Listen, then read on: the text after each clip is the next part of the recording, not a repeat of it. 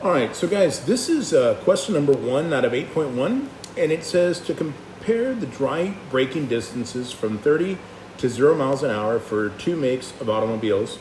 The safety engineer conducts braking tests for 35 models of make A, and 35 models of make B. The mean braking distance for make A is 40 feet. Assume the population standard deviation is 4.9 feet. The mean braking distance for make B is 43 feet, and assume the population standard deviation is 4.6. Now it says that alpha is equal to 0.10. Can the engineer support the claim that the mean braking distances are different for the 2 automobiles? Assume the samples are random and independent, the populations are normally distributed, and we're going to complete parts A through E. Okay, so let's see if we can do this. It says identify the claim and state the HO and the HA.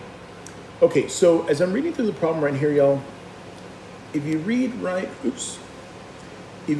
here, it says, can the engineer support the claim that the mean braking distances are different for the 2 automobiles? So we're going to say mu1 and mu2 are different. Well, if they're different, they are not equal to, right? So this here, y'all, happens to be my claim. So now the second part is, well, what's the opposite of saying that something is not equal to? Well, saying that they are equal to each other, okay? So now that we have that, then we're going to figure out which is our ho and our ha, right? Which is the alternate and the null. So remember, the equal to part is always going to be my ho, my null hypothesis. And so this one here is going to be my ha, right? And so when I look at the part A, it says, what's the claim? So the claim is the mean braking distances are different, right? So when I'm doing this, I'm going to choose part B, right? So let me pull this up so you can see what I'm referring to. So right here, I'm going to select B, and I'm going to check my answer. Perfect. And let's see. Okay, now it's asking me to find my HO and my HA, okay? So I'm going to take a screenshot of that. I'm going to come back over here. Okay, so let's pull this up. Here we go. Okay, so like we said earlier, I'm just going to rewrite it again. It said that mu1 was not equal to mu2. This was our claim, right? And so we said the opposite was saying that mu1 was equal to mu2. And we said this was our ho and this was our ha. Right? So now what I'm going to do is I'm going to look through my choices A, B, C, D, E, and F to see which ones match up, right? So the ho says they're equal to, the ha says that they're not. So right here, look, the ho says they're equal to, the ha says that they're not. So choice F seems to be my answer. So I'm going to come back over here and we're going to pick choice F. Perfect. Okay. Now, part B says we're going to find the critical values and identify the rejection region. Okay, so let me take a screenshot of that, come back over here, and let's pull up that picture, and here it is. Okay, so let me write this one more time. Okay, so mu1 and mu2 are not the same. That's our claim. That's my ha. And my ho is that they are the same, okay? All right, so now part B says, let's find the critical values and identify the rejection regions. Okay, so guys, I know there's not a picture here, but I'm gonna draw a picture because the picture is really gonna help me a whole lot. So because we're trying to figure out our critical values and our rejection regions, we gotta figure out, is this a left tail, right tail, or a two-tail test? So remember, when I'm trying to do that, I'll always look at my ha.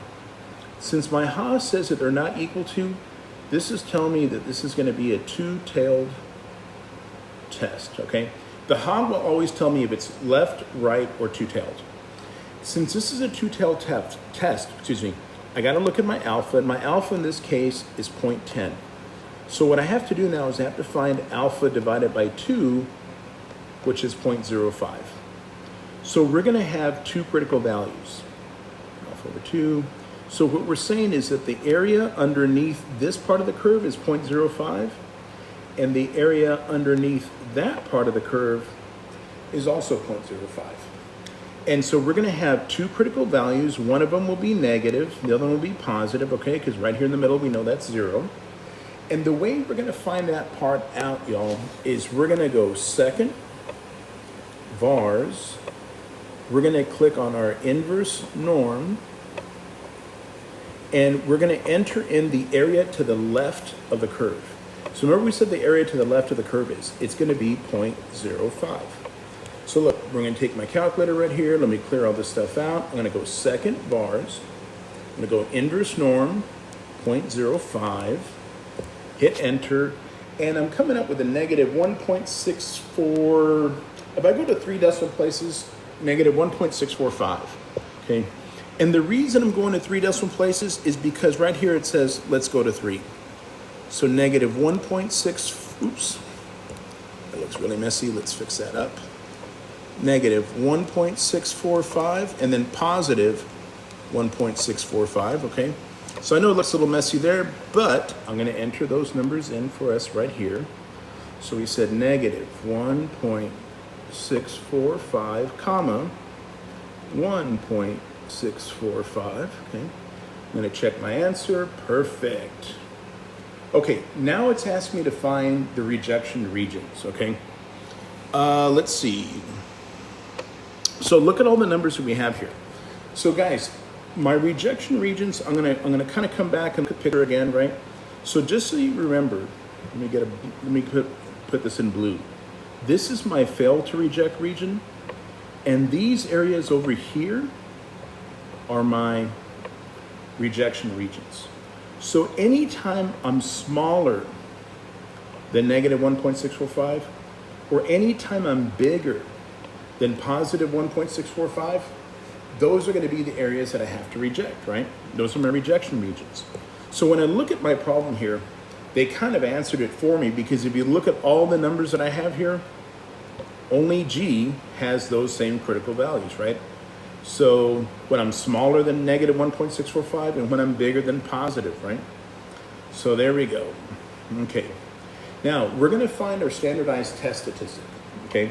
So guys, the way we're going to do this part here, I'm going to kind of come back and I'll tell you what, I'll just do it over here on the next page. We need some pieces of information. So the first thing we need to do is, remember, we have 2 models of cars. We have make A and we have make B. Oops. Okay, so I'm going to write this down. Make A, make B. Okay, so make A, let's see. We tested 35 models. So my N1 was 35, right, for the first model. And let's see, for make A, my X bar 1 was 40. Oops, sorry, I keep hitting the wrong one. So my X bar 1 was 40 feet with my standard deviation of 4.9. So my sigma 1 was 4.9 feet, okay? Now for part B, let's see. We also had 35 models for part B. So my N2 was also 35. Okay, that's how many cars we looked at. Let's see. My X2 bar was 43 feet. Let's see. My X2 bar was 43 feet. And our sigma 2 was 4.6.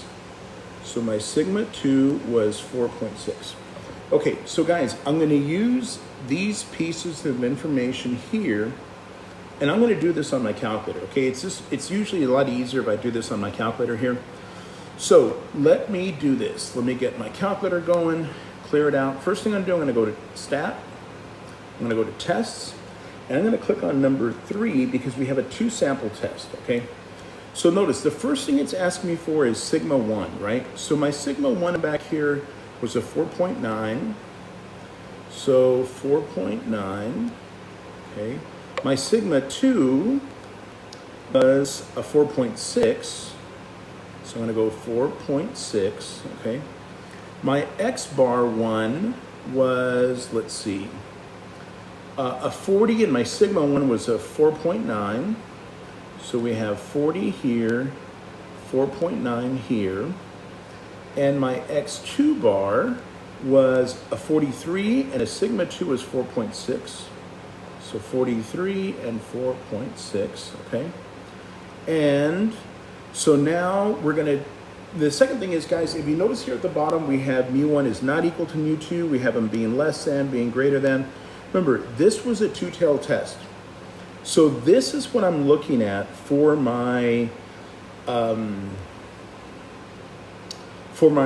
to find my z-score, okay? So if you notice, I'm coming up with a negative, let's see, a negative 0.973 for my z value, right? Okay, so let's come back here. So my z value was a negative 0.973, okay?